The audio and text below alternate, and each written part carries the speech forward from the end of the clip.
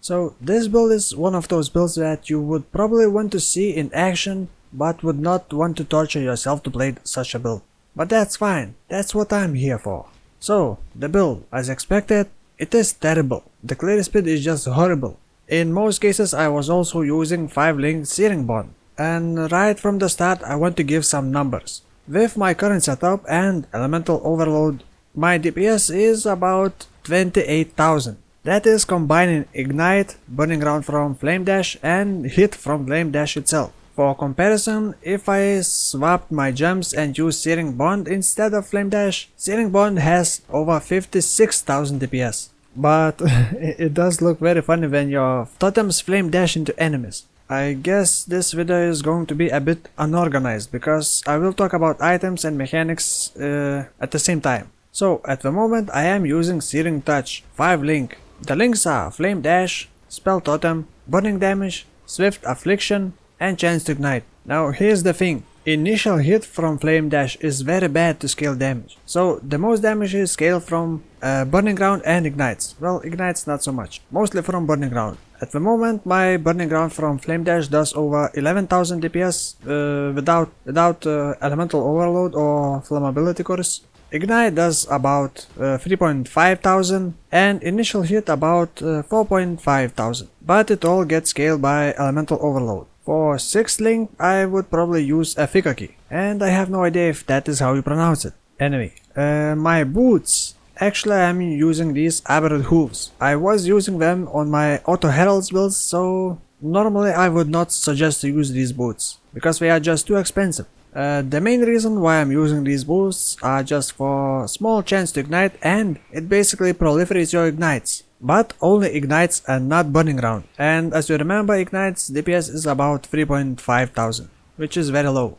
But it does help with clear speed just a bit. I am also using Pyre ring because it gives quite a lot of burning damage. Of course, good rolled opal ring would be better, but even blank opal rings cost like 30 chaos. Also, I am using Cloak of Flame, but it is not required. Oh, an important thing about Flame Dash is I am using Helmet enchantment to reduce cooldown, and also Flow Untethered belt, which also reduces cooldown. So in total I have 50% increased cooldown recovery speed, but it does not mean that it cuts your cooldown by half. It works the same way as Warcry cooldown recovery speed for Berserker, and you need 100% to reduce it by half, which is a bit confusing, but that is how it works. Another important thing that I should have mentioned earlier on is a thing about Flame Dash charges. Every time you want to summon a spell totem, you consume 1 charge, and each totem has 3 charges, which also has cooldown and recover the same as for you. And you might think, what about traps or mines? And yes, Flame Dash works with traps and mines. But mines and traps after triggering are destroyed, so we can only cast 1 Flame Dash.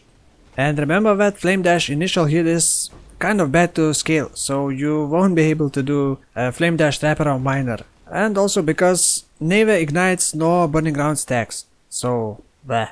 So back to items, and that is I think all about items. Oh, I bought 3 Grand Spectrum jewels. Their calculation always confused me, but according to Wiki, 3 of them would give you 108% increased elemental damage.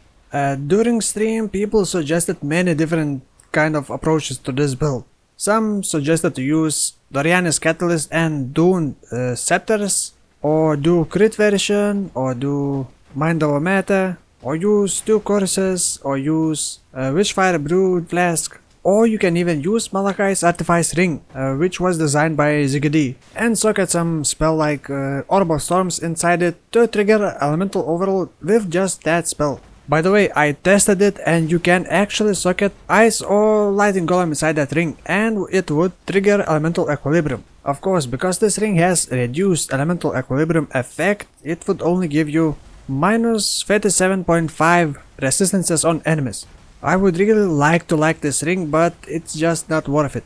You can also get a lot of damage from just general rings, and also resistances life or other stats. So in the end I decided not to use this ring. Also other skills that I'm using: Orb of Storms, increased AoE, increased critical strike chance just to trigger Elemental Overload easier. Also Lightning Warp. because I can't flame dash over cliffs.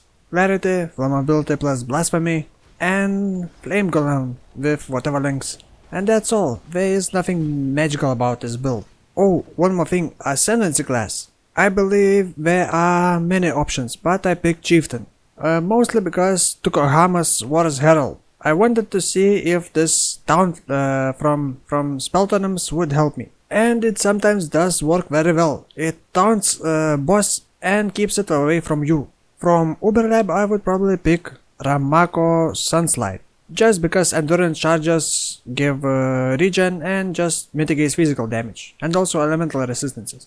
And now that is really all. I will include passive skill tree link and import code for Path of Building inside video description if you want to play it for yourself, but I would not recommend it. But right, you can actually easily convert it into Searing Bond build or even Scorching Ray totems build. All you really need to do is get elemental equilibrium and maybe consider getting mind over matter. The rest of passive skill tree and even items are basically the same. So you can just play this build as a normal Searing Bond build and just test Flame Dash if you want. Anyway, that's plenty enough for this video. My next build is most likely going to be Flicker Strike. Probably nothing special, I just haven't played Flicker Strike at all. And if you would like to see more of my builds, check my video playlist. Thank you for watching and see you next time.